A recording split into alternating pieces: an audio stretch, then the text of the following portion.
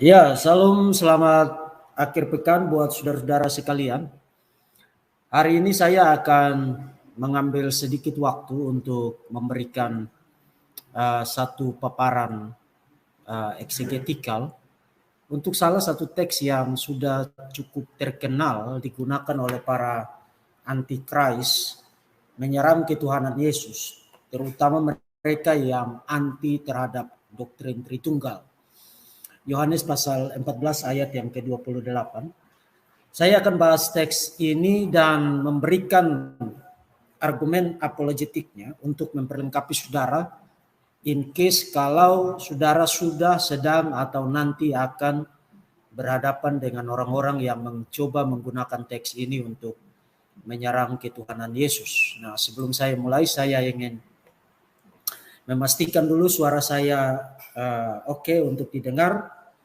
Dan saya berharap supaya saudara tetap punya determinasi untuk belajar. Akhir-akhir ini izinkan saya menggunakan 1 atau sampai 3 menit untuk memberikan komentar terkait dengan pelayanan apologetika di YouTube akhir-akhir ini. Nah, akhir-akhir ini yang saya lihat adalah tanpa bermaksud untuk memberikan kritikan yang bagaimana atau berupaya untuk memberi kesan buruk. Tapi saya melihat ada satu pergeseran dalam pelayanan apologetika di mana sesi-sesi apologetik itu lebih menyerupai sesi ngobrol-ngobrol. Jadi panggil 10 orang, 5 orang masuk ke dalam sebuah sesi, kemudian si A ngobrol, si B ngobrol, si C ngobrol. Nah, bukan berarti saya anti itu sama sekali. Bukan juga berarti itu sesuatu yang salah pada dirinya Tapi kemudian pelayanan apologetika itu memberi kesan yang salah kepada publik bahwa itu adalah satu sesi di mana semua orang itu boleh ngomong dan boleh mengatakan apa saja mengenai kekristenan. Nah, itu tidak berarti bahwa harus ada satu orang tertentu yang mengendalikan situasi dan memonopoli pengajaran dan lain sebagainya. Bukan juga berarti begitu, tapi itu membuat pelayanan apologetika itu kehilangan esensinya. Sehingga orang itu waktu bicara tentang diskusi, bicara tentang perdebatan, itu tidak lebih daripada sebuah arena adu jangkrik. Tidak ada lagi edukasinya. Yang ada adalah tukaran ngomong, kemudian tukaran ngotot, kemudian selesai 1 jam, 2 jam, lalu that's it. Besok ngumpul lagi, kemudian tukaran ngomong, tukaran ngotot, kemudian that's it. Jadi dignity dari pelayanan apologetika itu menjadi tidak terlihat dengan cara-cara semacam itu. Dan yang saya lihat juga adalah channel-channel apologetika baik yang Kristen maupun yang Muslim itu mayoritas tidak memproduksi konten-konten yang bersifat pengajaran. Konten-konten yang bersifat pengajaran teologika, pengajaran Alkitabkah, atau pengajaran yang sifatnya apologetik. Tapi apa? Tapi itu yang tadi saya katakan, memproduksi konten-konten yang isinya obrolan. Nah, ini kita mau bawa kemana kekristenan dengan situasi semacam ini? Kita mau bawa kemana kekristenan dengan situasi semacam ini?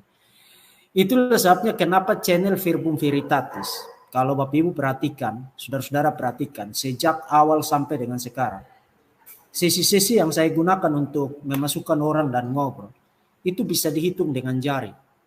Bisa dihitung dengan jari. Bukan karena saya merasa bahwa saya adalah seorang dosen yang harus mengajar dan lebih pintar dari orang lain. Tidak. Tapi pelayanan apologetik itu bukan pelayanan ngobrol. Dan perdebatan itu bukan adu jangkrik. Itu sebabnya kalau ada Muslim sekarang yang ada di sini, dan seringkali mereka bilang, oh ini channel kok monolog melulu. Yang monolog melulu karena kamu tidak punya apologet yang qualified, yang bisa ada di dalam perdebatan dengan saya secara formal. Kan saya sudah memberikan tantangan itu secara publik. Kasih scholar terbaikmu, profesor, doktor, ulama, ustadz, siapa saja yang terbaik, yang akademik, yang qualified, untuk ada bersama-sama dengan saya di dalam perdebatan. Sampai saat ini kamu tidak bisa sodorin siapapun juga kan. Menachem Ali, yang kalian consider sebagai seseorang yang sangat akademis, itu saya tantang dia berkali-kali. Dan sampai saat ini, dia terus-menerus menghindar untuk tidak ada bersama-sama dengan saya di dalam berdebat. Kainama yang goblok luar biasa, tapi cerewet seperti perempuan, juga sudah saya tantang untuk berdebat. Bukan karena dia pintar, bukan karena dia qualified, tapi karena dia terlalu cerewet dan banyak menipu kalian. Itu sebabnya saya harus tantang dia untuk saya libas dia. Pun sampai sekarang dia tidak pernah ada dan mau ada bersama-sama dengan saya di dalam perdebatan. Jadi itulah sebabnya saya harus memberikan pengajaran-pengajaran monolog. Bukan untuk kamu, tapi memperlengkapi orang-orang Kristen dengan konten-konten yang baik, yang bermutu, yang berbobot, yang eksegetikal, yang teologikal, dan yang sound secara logis untuk bisa berhadapan dengan berbagai macam serangan yang ada di dalam dunia ini, terutama di dalam dunia apologetika di Indonesia. Jadi channel ini adalah channel pengajaran terutama dalam kaitan dengan apologetika. Itulah sebabnya kalau saudara berharap untuk ada sesi ngobrol-ngobrol atau sesi itu bisa, tapi itu akan sangat minimal sekali. Kalau saudara ingin yang begitu-begitu, channel ini bukan untuk saudara. Oke, jadi saya akan langsung mulai dengan membahas tentang atau memberikan pembekalan kepada saudara mengenai salah satu selain dari Yohanes 17 ayat 3 yang seringkali dikutip oleh para antikris, para musuh Kristus, para penghujat Kristus untuk menolak ketuhanan Yesus. Selain Yohanes 17 ayat 3, di dalam Injil Yohanes yang saudara lihat sekarang di screen, pasal 14 ayat 28 adalah salah satu yang juga terfavorit yang digunakan oleh para antikris untuk menyerang kekristenan, terutama menyerang doktrin Tritunggal dan menyerang ketuhanan Yesus. Kalau saudara membaca ayat itu, saya akan share screen sekarang supaya kita sama-sama memperhatikan isi dari ayat tersebut. Oke, saya berharap screen saya sudah kelihatan dan saya akan matikan banner saya. Selama saya mempresentasikan materi ini, saya tidak akan memperhatikan kolom chat karena semua tahu bahwa di StreamYard itu kalau ada konten yang sedang ditampilkan pasti tidak bisa sambil lihat kolom chat. Jadi kalau saudara ada pertanyaan atau komentar yang penting terkait dengan teks ini atau terkait dengan topik ini, silakan ikuti dulu presentasinya. Kemudian nanti saudara bisa ajukan pertanyaan itu setelah saya menyelesaikan presentasi saya. Saya tidak akan mengambil waktu cukup lama. Sekitar 20 sampai dengan 30 menit saya kira cukup untuk memberikan pembekalan terkait dengan teks ini. Oke, kembali kepada screen saya. Jadi saya akan membahas tentang Yohanes 14 ayat 28 dalam kaitan juga dengan kristologi utusan yang sudah saya bahas dalam banyak sekali seri sekitar tahun lalu. Ketika waktu itu Insan Mokoginta itu masih hidup dan karena dia doyan sekali untuk mengatakan bahwa Yesus itu hanya utusan, kalau hanya utusan maka bukan Tuhan. Maka saya bahas tentang kristologi utusan di dalam Injil Yohanes dalam 3 atau 4 seri. Dan tema ini atau Yohanes 14 ayat 28 yang klausa Bapa lebih besar dari aku, itu ada kaitan tidak terpisahkan dari konten atau kristologi utusan yang sudah saya bahas dalam beberapa seri tahun lalu. Saudara bisa tonton itu lagi di channel ini. Nah, kalau saudara memperhatikan isi dari ayat itu, dikatakan begini, kamu telah mendengar bahwa aku telah berkata kepadamu, aku pergi, tetapi aku datang kembali kepadamu. Sekiranya kamu mengasihi aku, kamu tentu akan bersuka cita karena aku pergi kepada Bapakku. Sebab Bapa lebih besar daripadaku. Sebab Bapa lebih besar daripada aku. Nah, kalau saudara bukan orang Kristen, termasuk saudara tidak pernah mengerti tentang bagaimana membaca Alkitab secara bertanggung jawab, termasuk saudara menolak doktrin-doktrin kardinal seperti Tritunggal, seperti ketuhanan Yesus, maka ayat-ayat semacam ini memang memberi kesan yang mendukung presuposisi anti-trinitarian saudara. Karena sekarang saudara mendapati ada satu klausa yang secara eksplisit menyatakan bahwa Bapa lebih besar daripada aku dan aku di situ adalah Yesus. Nah, sebelum saya bahas tentang eksegesis dalam kaitan dengan konteks keseluruhan dari kitab itu, ada beberapa komentar penting. Kalau saudara adalah seorang Muslim, karena teks ini seringkali digunakan oleh Zakir Naik, termasuk juga digunakan oleh Kainama, para apologet Muslim seringkali pergi kepada teks ini. Kalau saudara seorang Muslim, kemudian pergi kepada teks itu untuk membuktikan bahwa Yesus bukan Tuhan, saudara baru saja menolak Quran, menolak Allah Subhanahu wa Ta'ala, dan menolak Muhammad. Kenapa begitu? Karena kalau kamu pergi kepada teks itu, kemudian mengatakan, oh ini Yohanes mengatakan Bapa lebih besar daripada aku, dan karena itu aku di situ Yesus, dan karena itu Yesus pasti bukan Tuhan. Kamu baru saja mengatakan bahwa Quran salah, Allah Subhanahu wa Ta'ala salah, dan Muhammad adalah nabi palsu. Kenapa? Karena kalau Yesus berkata benar di dalam klausa itu, Bapa lebih besar dari aku. Kalau Yesus berkata benar dan karena itu membuktikan bahwa dia Tuhan, maka kamu baru saja mengatakan bahwa Quran, Muhammad, dan Allah Subhanahu wa Ta'ala itu salah. Karena di dalam Quran, Allah itu tidak pernah disebut sebagai Bapa. Bahkan Allah menolak untuk disebut sebagai Bapa. Itu sudah saya buktikan dari kutipan-kutipan demi kutipan dari para apologet Muslim sendiri. Allah Subhanahu wa Ta'ala is not the father to anyone. Allah Subhanahu wa Ta'ala bukan Bapa bagi siapapun. Jadi kalau Yesus mengatakan benar bahwa Bapa lebih besar dari aku dan karena itu dia bukan Tuhan, maka dengan standar yang sama kamu harus murtad sekarang. Karena itu berarti Allah Subhanahu wa Ta'ala adalah pendusta. Karena di dalam Quran dan juga di dalam hadis-hadis, Allah Subhanahu wa Ta'ala itu bukan Bapa bagi siapapun. Jadi saudara lihat betapa mudahnya menghancurkan serangan dari orang-orang ini yang secara sembarangan, semeraut, pergi mencomot-comot ayat-ayat Alkitab untuk mendukung presuposisi anti-trinitarian mereka. Dan teks-teks yang mereka pikir mendukung presuposisi anti-trinitarian mereka justru adalah teks-teks yang membuat mereka harus murtad kalau mereka ngotot untuk argue berdasarkan teks-teks itu.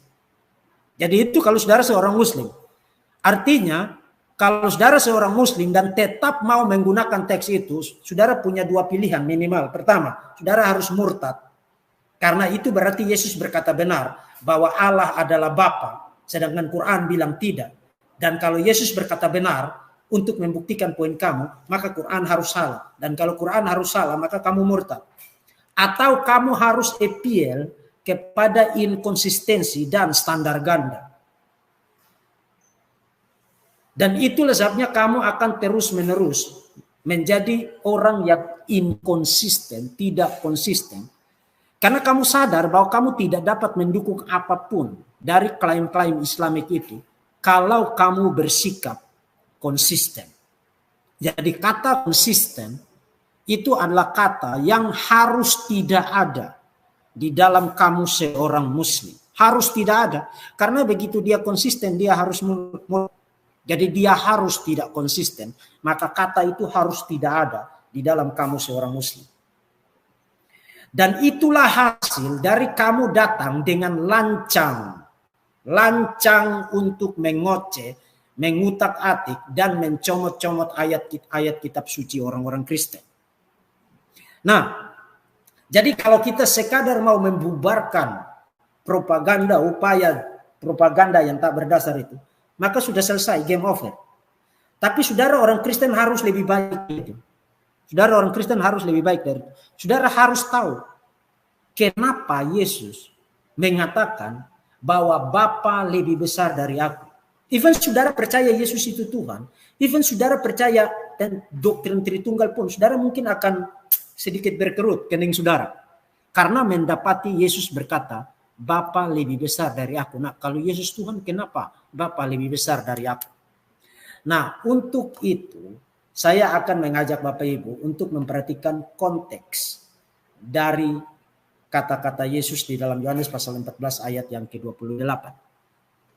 Saya ingatkan kepada Bapak Ibu satu prinsip penting di dalam membaca literatur-literatur di dalam Alkitab, terutama membaca kitab-kitab Injil. Prinsip penting itu adalah saudara harus memperhatikan prolog dari kitab-kitab Injil. Sebab prolog atau introduksi dari kitab-kitab Injil itu, bagian pendahuluannya, prolog, itu memberikan konteks, memberikan lensa, memberikan kacamata untuk kita membaca segala sesuatu yang ada di dalam kitab Injil yang bersangkutan. Analoginya seperti saudara membaca kitab Ayub. Bayangkan kalau saudara tidak membaca pasal pertama, pasal kedua, langsung saudara lompat ke pasal ketiga sampai dengan pasal terakhir. Saudara akan kebingungan, ini apa yang sedang dibicarakan di sini. Karena begitu saudara berhadapan dengan cerita tentang Ayub yang menderita, tiba-tiba kena tulah, kemudian duduk di dalam debu, lalu ditemani oleh 3 sahabatnya yang terus-menerus menyalahkan dia. Kamu pasti berdosa, kamu pasti berdosa, kamu pasti melakukan kesalahan. Kalau saudara langsung melompat ke pasal 3 tanpa membaca pasal pertama, pasal 2 untuk tahu tentang apa yang sebenarnya terjadi, saudara akan tiba pada kesimpulan yang salah mengenai Ayub dan mengenai teologi pengajaran kitab Ayub karena saudara lalai menjadikan lensa, menjadikan prolognya sebagai lensa untuk membaca kitab itu. Nah, prolog dari kitab-kitab Injil itu fungsi literernya, fungsi sastranya, itu seperti begini.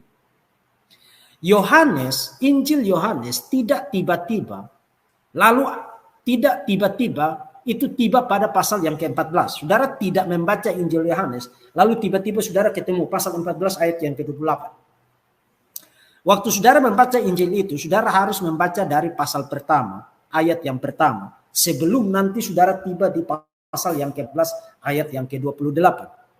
Itulah sebabnya untuk mengerti tentang kenapa Yesus berkata, Bapa lebih besar dari aku, saudara tidak boleh tidak kembali ke bagian prolognya untuk membaca tentang apa yang dikatakan oleh Yohanes mengenai Yesus di dalam bagian prolog itu.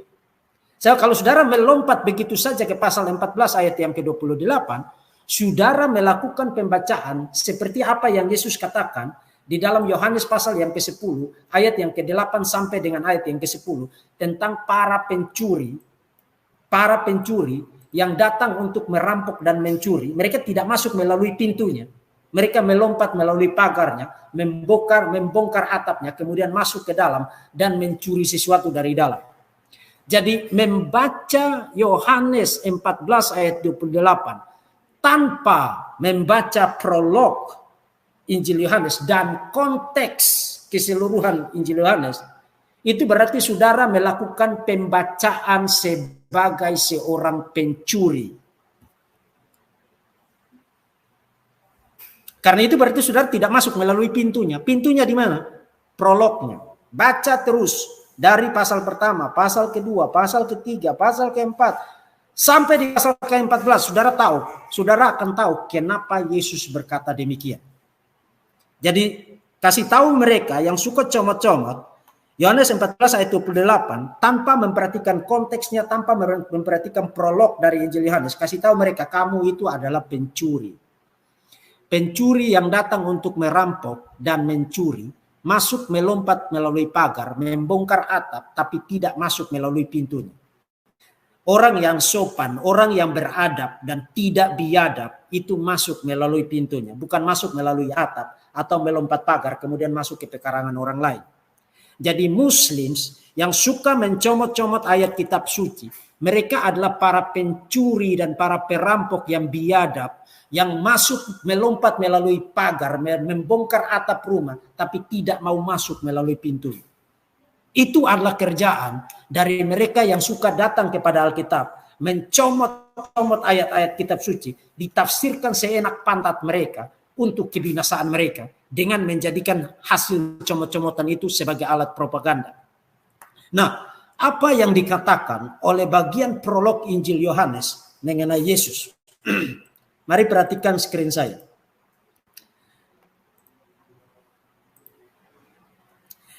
Begitu saudara membaca pasal pertama dari Injil Yohanes, yang saudara ketemu adalah ini. Pada mulanya adalah firman.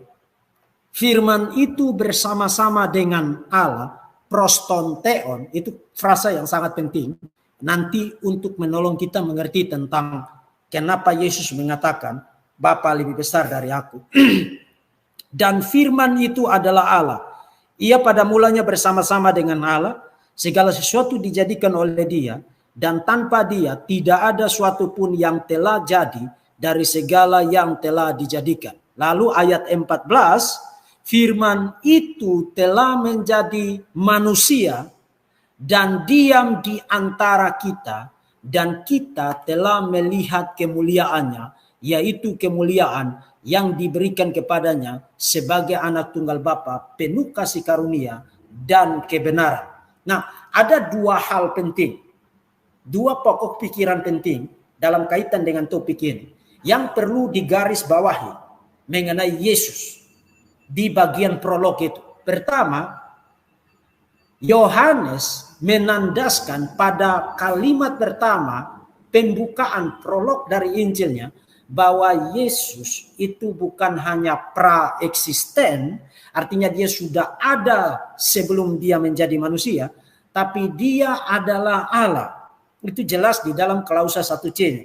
Nah, itu ada banyak perdebatan tentang apa yang dimaksud dengan klausa 1C di situ.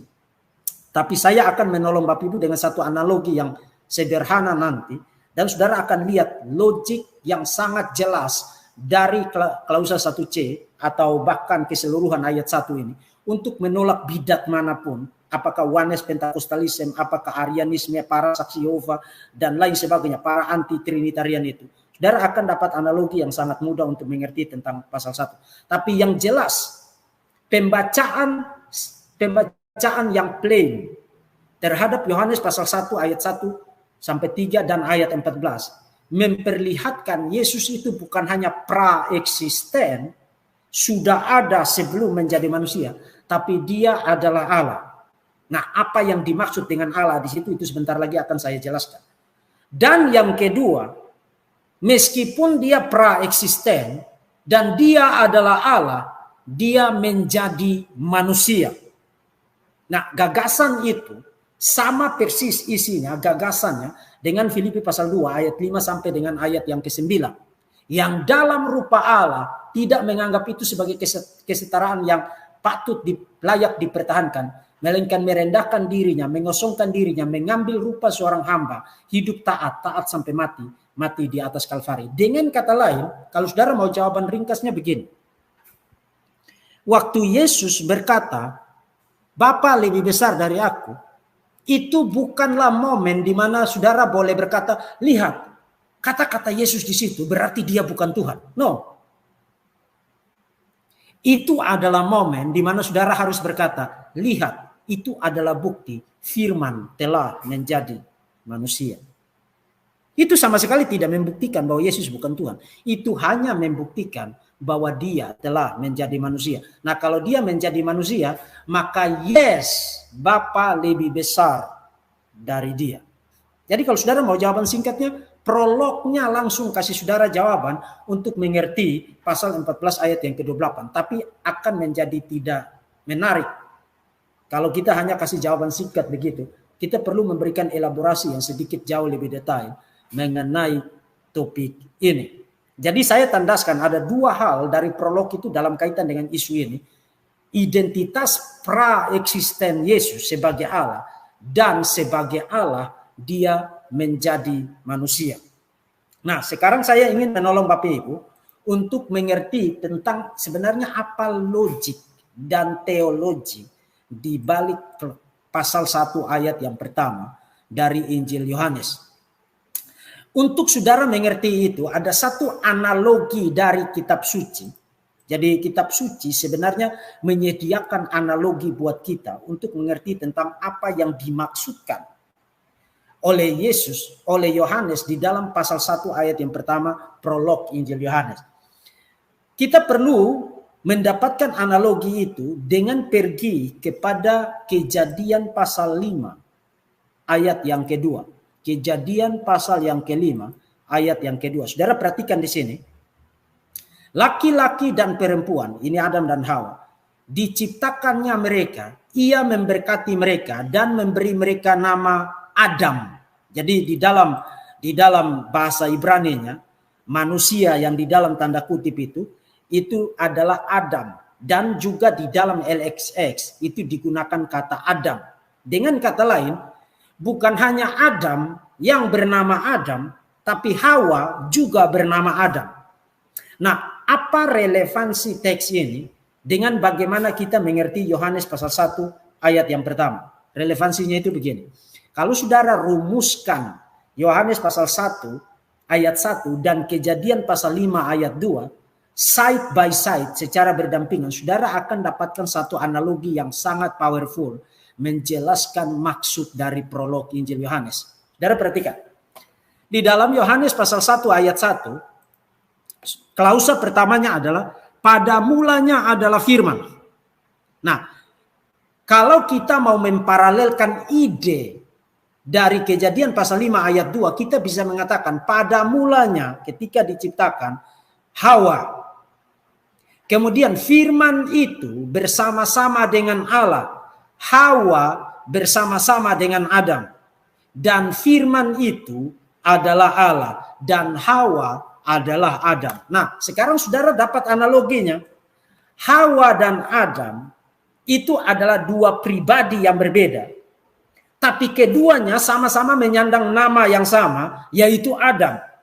Dengan kata lain, nama Adam itu bukan hanya eksklusif dimiliki, digunakan untuk laki-laki yang dinamai Adam, tapi juga digunakan untuk menamai perempuan. Kenapa? Karena memberikan penanda mengenai kesamaan esensi. Adam dan Hawa sama-sama adalah manusia, memiliki hakikat esensi yang sama, meskipun pribadinya berbeda. Itulah yang ingin dikatakan oleh Yohanes mengenai firman dan Allah di dalam Yohanes pasal 1 ayat 1. Jadi firman dan Allah di dalam klausa 1b itu adalah dua pribadi yang berbeda, karena dikatakan prostonteon, bersama-sama dengan Allah, harus pribadi yang berbeda.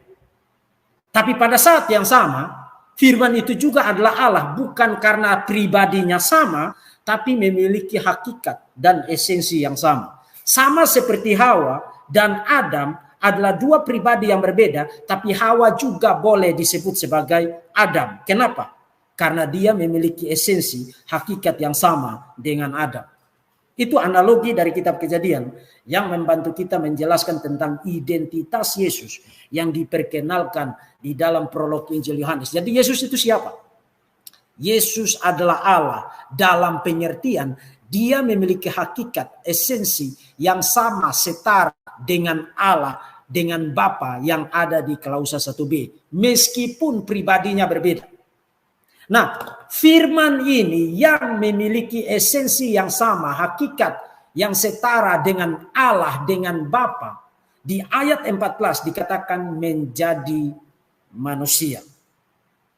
Dan itulah sebabnya di dalam surat Filipi dikatakan dia mengosongkan dirinya, mengambil rupa seorang hamba, hidup taat sampai mati di atas kayu salib.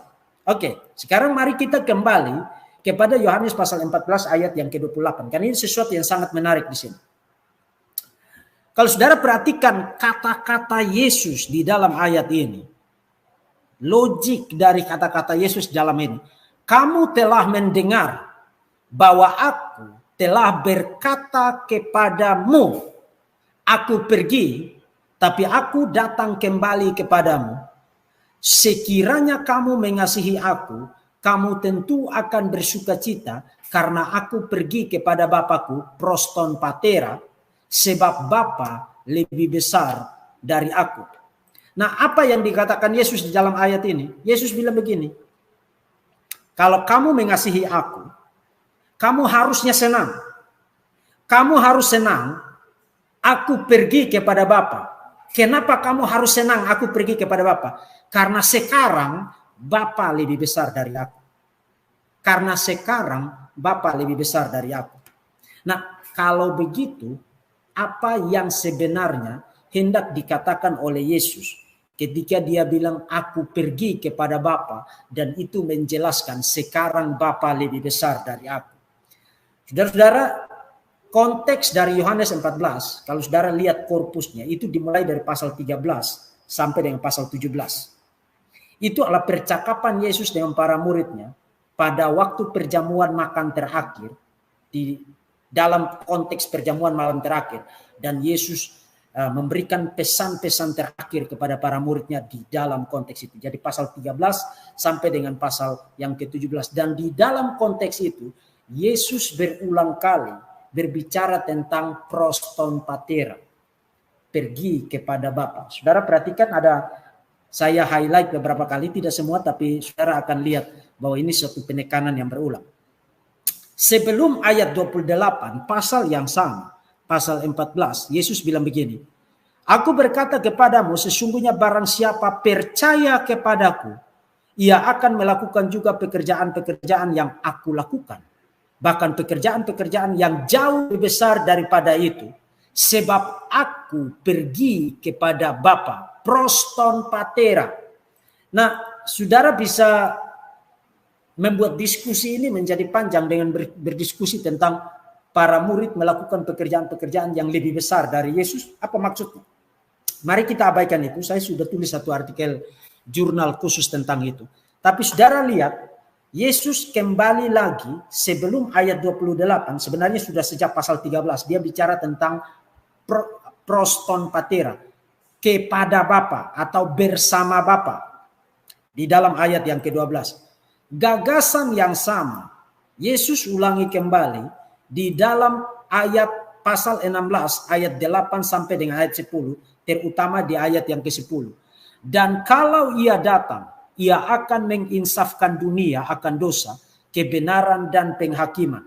Akan dosa karena mereka tidak percaya kepadaku, akan kebenaran karena aku pergi kepada Bapa, proston patera, dan kamu tidak melihat aku lagi. Ini konteksnya Yesus bicara tentang janji mengenai Roh Kudus, yang kemudian para Muslim itu mencoba untuk menghibur duka dan lara mereka mengenai nubuat terhadap nabi mereka yang tidak pernah ada di dalam kenyataan.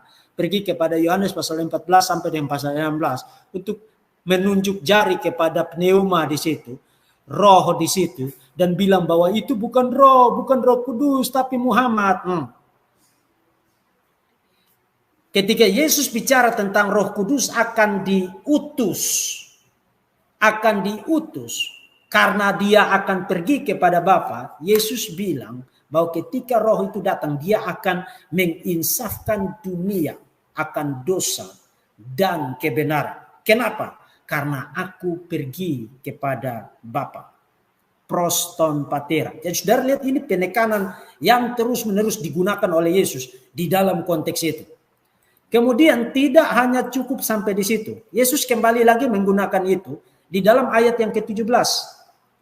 Mendengar itu, beberapa dari muridnya berkata kepada yang lain, apa artinya ia berkata kepada kita, tinggal sesaat saja dan kamu tidak melihat aku, dan tinggal sesaat saja pula kamu akan melihat aku, dan aku pergi kepada Bapa.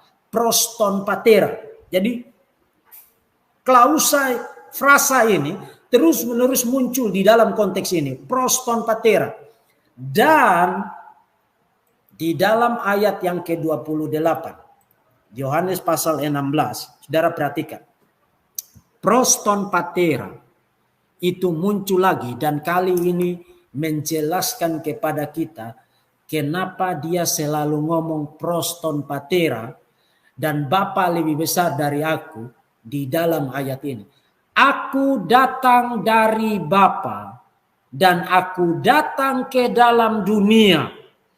Aku meninggalkan dunia pula dan pergi kepada Bapa. Proston patera. Oh, ternyata Yesus terus-menerus mengatakan, aku pergi kepada Bapa karena sekarang Bapa lebih besar dari aku. Karena sebelumnya aku datang dari Bapa. Nah, aku datang dari Bapa, dan in case kalau saudara masih tidak paham juga, karena saudara sering benturin kepala saudara ke lantai satu hari minimal 5 kali, maka Yesus bilang begini, aku datang dari Bapa dan aku datang ke dalam dunia.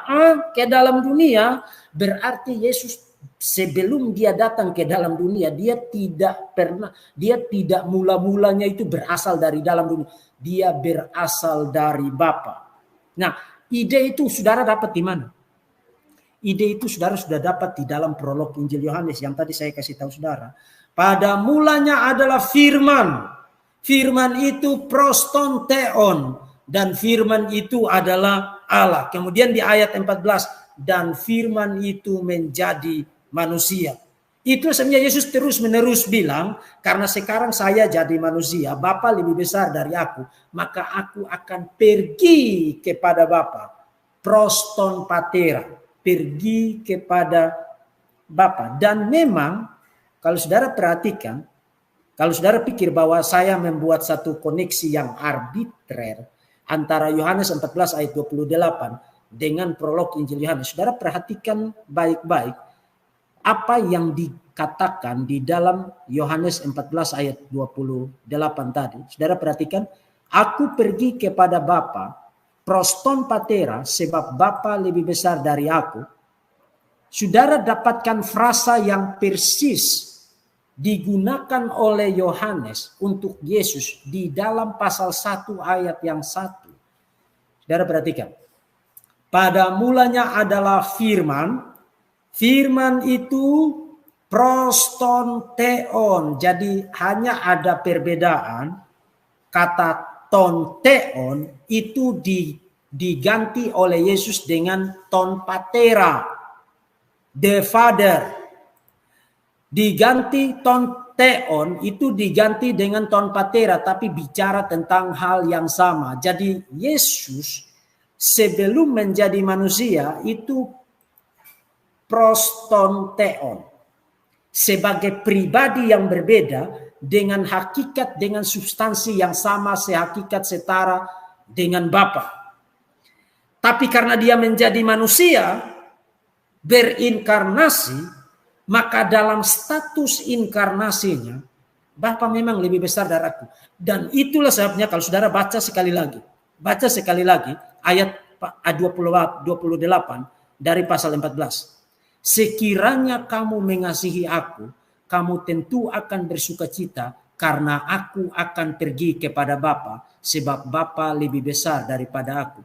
Itulah sebabnya Yesus bilang, kalau kamu mengasihi aku, kamu harusnya senang. Kamu harusnya senang saya pergi kepada Bapa, proston patera. Kenapa? Karena sekarang Bapa lebih besar dari aku.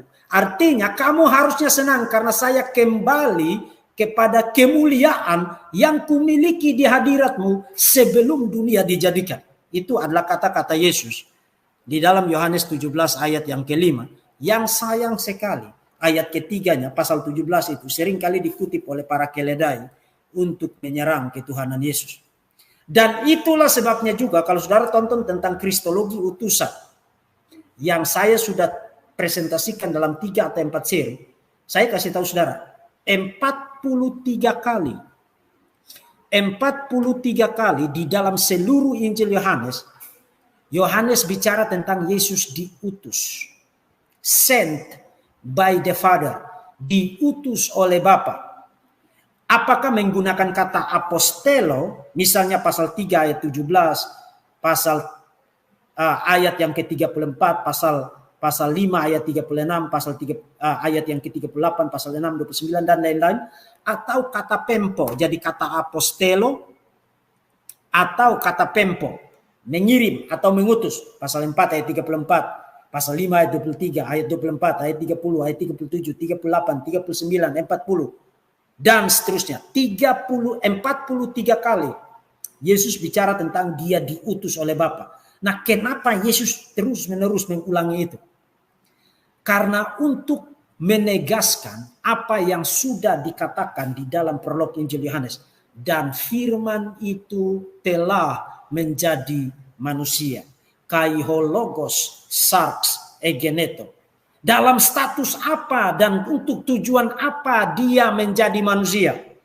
Dia menjadi manusia karena dia diutus oleh Bapa. Untuk tujuan apa? Untuk tujuan penyelamatan. Karena begitu besar kasih Allah akan dunia ini, sehingga ia telah memberikan anaknya yang tunggal, supaya barang siapa yang percaya kepadanya tidak binasa, melainkan beroleh hidup yang kekal.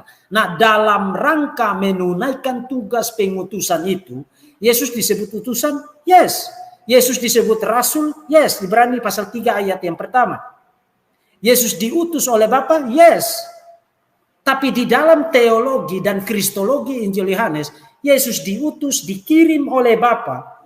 Itu bukan bukti bahwa dia bukan Tuhan, karena Yohanes sudah ngasih tahu dengan sangat jelas.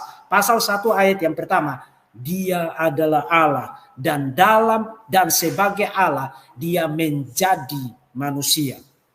Dan itu sebabnya dalam konteks inkarnasi itu, Bapa lebih besar dari aku.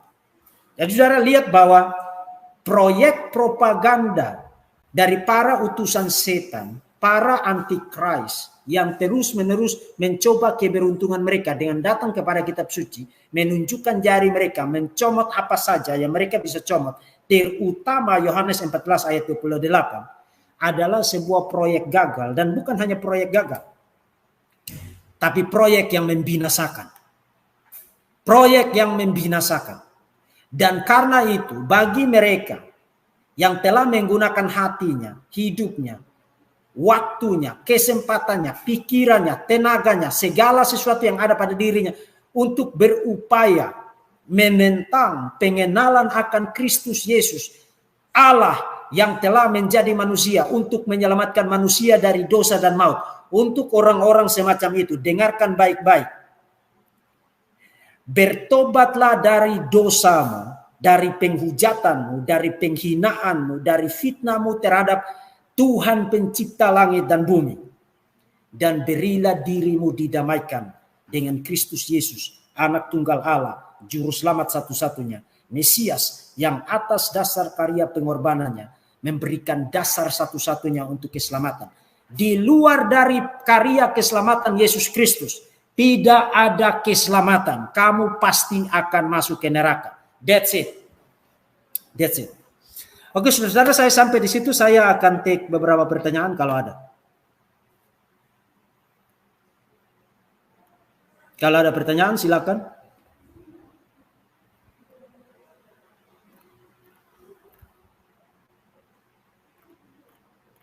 Saya sambil scroll ke atas, siapa tahu ada pertanyaan yang perlu saya.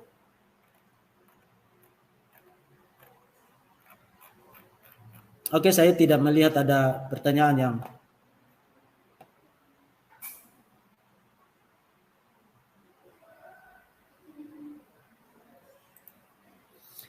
Pak Dr. Deki, mengapa kita menyalahkan Yahudi karena menyalibkan Tuhan Yesus? Bukankah misi Yesus memang akan mati karena menebus dosa manusia? Mohon penjelasan. Yesus sendiri sudah menjelaskan itu di dalam kitab Injil, bahwa penyesatan memang ada, tapi celakalah orang yang mengadakannya. Demikian juga tentang Yudas, bahwa anak manusia memang datang untuk menderita dan mati, tapi adalah lebih baik bagi dia yang akan mengkhianati Yesus itu tidak pernah dilahirkan, atau adalah lebih baik batu kilangan itu diikatkan pada lehernya dan dibuang ke dalam laut.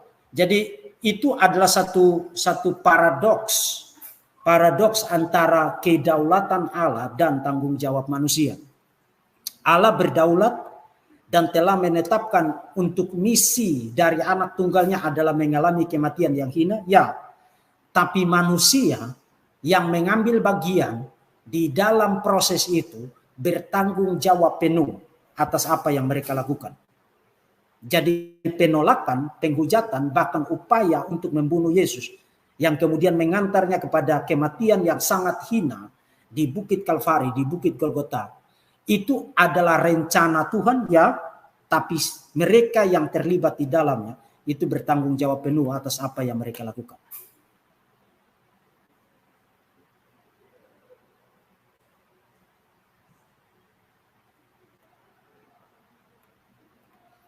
Kalau masih ada pertanyaan silakan.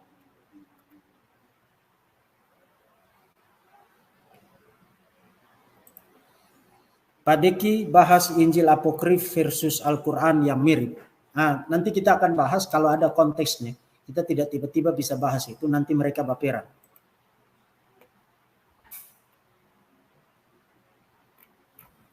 Oke, karena tidak ada lagi, jadi saya kira saya sampai di sini. Terus doakan Verbum Veritatis dan juga pelayanan Verbum Veritatis. Izinkan saya untuk mengakhiri sesi ini dengan membagikan pergumulan kami untuk menyelesaikan renovasi kampus STT-RAI. Bagi saudara-saudara yang mendoakan kami dan mendukung kami sangat berterima kasih. Dan kalau saudara masih terus punya kemurahan hati untuk membantu, mendukung, dan mendoakan STT-RAI, itu sangat-sangat berarti dan sangat menolong untuk pelayanan kami. Dan terima kasih atas segala sesuatu yang Bapak Ibu berikan, support, dukungan untuk channel ini. Kita akan tetap bersama-sama berdoa bersatu hati untuk melayani Tuhan Yesus Kristus, Raja kita, yang kepadanya kita persembahkan hidup kita seutuhnya. Sampai jumpa lagi dan Tuhan memberkati. Salam.